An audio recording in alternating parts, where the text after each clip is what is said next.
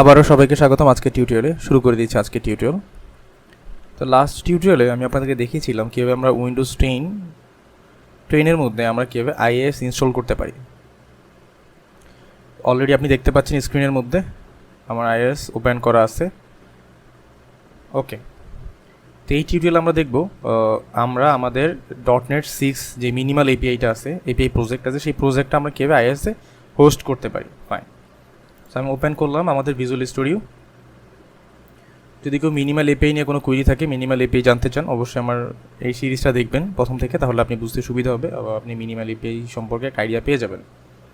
আর যদি আপনি জানে থাকেন আলহামদুলিল্লাহ ভালো, বাট আপনার হোস্টিংয়ের প্রবলেমে আপনি এই টিউটোরিয়াল দেখতে পারেন। ওকে, তো এই প্রজেক্টটা আমি পাবলিশ করতে চাই। যদি আমরা অ্যাপ্লিকেশন হোস্ট করতে চাই তো আমরা অবশ্যই কোড দিব না, রাইট? আমরা পাবলিশ কপি দিব। আমরা কীভাবে পাবলিশ করতে পারি? তো আমি রাইট ক্লিক করলাম, আমি চলে আসলাম প্রজেক্টের মধ্যে সলিউশন এক্সপ্লোরারে। So solution explorer right click করব, রাইট ক্লিক করে এখানে একটা অপশন পাবো পাবলিশ। সো আমি যখন অ্যাপ্লিকেশন হোস্ট করবো অবশ্যই আমাকে পাবলিশ করতে হবে। সো আমি এখানে পাবলিশে ক্লিক করব। সো এখানে যখন আমি পাবলিশে ক্লিক করব, সো এখানে অনেকগুলো অপশন আসবে।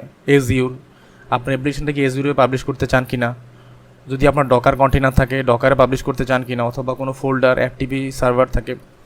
আপনার যদি কোনো সার্ভারে এফটিপি থাকে, আপনি চাইলে এফটিপি কানেক্ট করেও এখান থেকে ডিরেক্ট আপলোড করে দিতে পারেন। সে এখানে পাবলিশ করবে, সাথে ওইখানে আপলোড করে দিবে।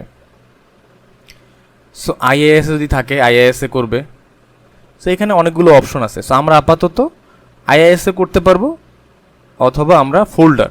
সো আমি আপাতত যেটা করব, ফোল্ডারে আমার পিসির মধ্যে একটা ফোল্ডারে আমি এই পাবলিশ কপি করব।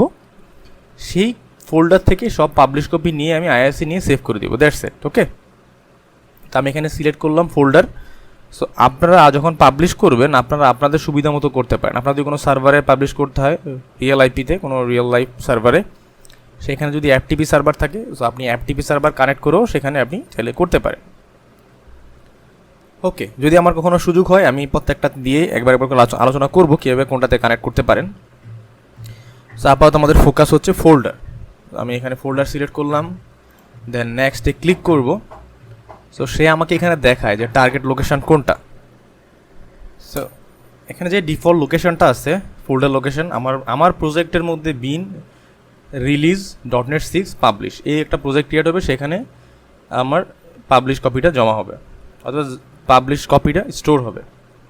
তো আপনি যদি চান যে কোনো ফোল্ডার লোকেশন আপনি দিতে পারেন। আপনি ব্রাউজে গিয়ে আপনি আপনার সুবিধা মতো যেই কোনো একটা ফোল্ডারে আপনি চাইলে আপনি পাবলিশ করতে পারেন। তো আমি আপাতত যেই ফোল্ডারটা আছে সেখানেই করব।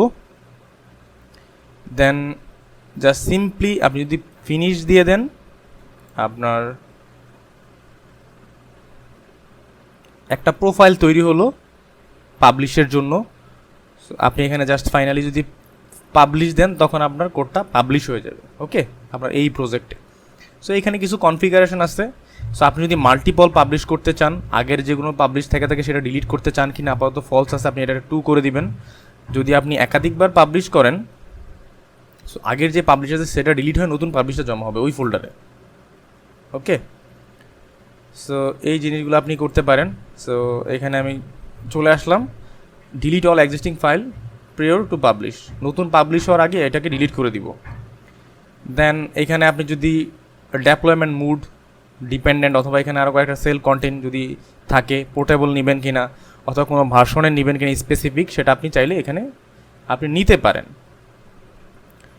এন্টিটি মাইগ্রেশন থাকবে কিনা, যাবতীয় যত কিছু আছে মোটামুটি আপনি এগুলো নিয়ে নিতে পারেন।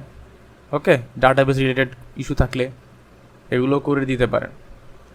ফাইন, যেহেতু আমাদের অলরেডি মাইগ্রেশন দেওয়া আছে সেই ক্ষেত্রে আমাদের এখানে প্রবলেম নাই। বাট আপনি যদি অন্য কোনো সার্ভার নিয়ে কাজ করেন অবশ্যই এগুলো নিয়ে নেবেন, কানেকশন স্ট্রিংটাও নিয়ে নেবেন, সাথে মাইগ্রেশন যদি দেওয়া লাগে দিয়ে দিতে হবে। ওকে, দেন আমি এই প্রোফাইলটা যেটা সেভ করলাম, চেঞ্জ করলাম, সেটা আমি সেভ করে রাখবো। দেন সেভ হয়ে গেল। দেন এটাকে আমি পাবলিশ করব। সো পাবলিশে ক্লিক করলাম। সো একটু টাইম নেবে। সো পাবলিশে ক্লিক হওয়ার সাথে সাথে সে বিল্ড করবে অ্যাপ্লিকেশনটা, তারপরে পাবলিশ শুরু করে দেবে। সো অলরেডি পাবলিশ হয়ে গেছে আমার প্রজেক্ট। ওকে, সো আমি যদি এইটাতে ক্লিক করি আমার একদম পাবলিশ ফোল্ডারটাতে চলে যাবে। সো এইটা হচ্ছে আমার পাবলিশ কপি। তো এই ফোল্ডারটা আমাকে আসলে এই ফোল্ডার যে যতগুলো ফাইল আছে সেগুলো আমাকে আইআইএসে হোস্ট করতে হবে। ওকে ওকে, সো এই হচ্ছে আমার পাবলিশ কপি। তো এবার আমি চলে আসলাম আইআইএসের মধ্যে। এইখানে আমি একটা অ্যাপ্লিকেশান ক্রিয়েট করব। আমি প্রথমে সাইটে ক্লিক করলাম। সো এখানে আমার মাল্টিপল সাইট থাকতে পারে, বাই ডিফল্ট একটা ডিফল্ট ওয়েবসাইট আছে। এখানে আমি ক্লিক করে একটা অ্যাড ওয়েবসাইট ক্রিয়েট করবো। ক্লিক করলাম অ্যাড ওয়েবসাইট। দেন এখানে আমার সাইটের নাম দিব।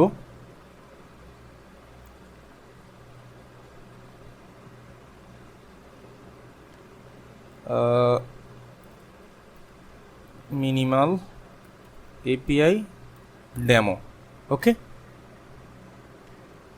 So then path. এই পাথটা এটা হচ্ছে আমার ওই অ্যাপ্লিকেশনের পাথ, যেটা আমার পাবলিশ কপি। সেই পাবলিশ কপিটা কোথায় থাকবে সেই পার্টটা আমি এখানে বলে দিতে হবে।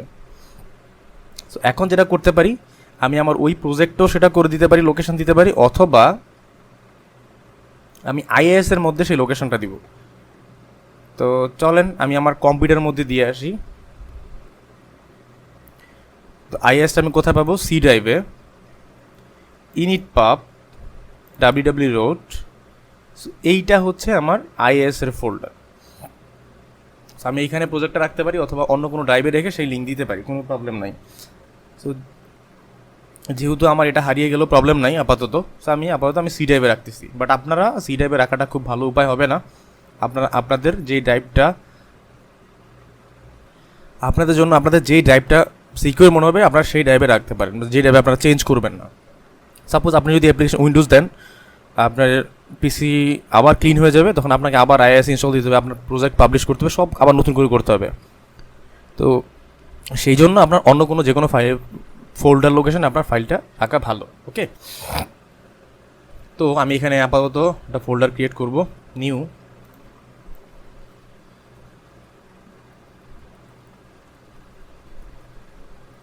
আমি নাম দিলাম মিনিমাল এপিআই ডেমো। দেন এই ফোল্ডারটাতে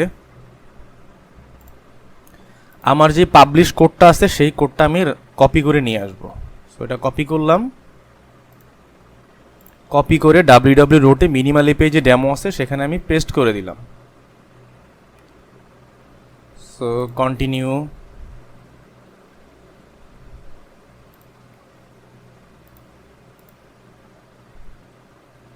তো সব ফাইল এখানে আমি কপি করে দিলাম, দ্যাটস ইট। দেন এখানে আমি এবার পাথটা দিয়ে দিতে হবে। সো আমি এখানে ক্লিক করলাম, পাথ কোনটা হবে? পাথ হবে আমার সি ড্রাইভের inetpub www root minimal API demo. So এইটা হচ্ছে আমার এখন এই ফিজিক্যাল পাথ। সো এই পাথটা আমি সিলেক্ট করে দিলাম, দিয়ে ওকে দিয়ে দিলাম। এইখানে আইপি অ্যাসাইন করে দিতে পারেন আপনারা চাইলে। সো আপনার পিসিতে যতগুলো আইপি থাকবে, তো এটা হচ্ছে আমার পিসির আইপি। সো আমি এই আইপিটা অ্যাসাইন করে দিলাম।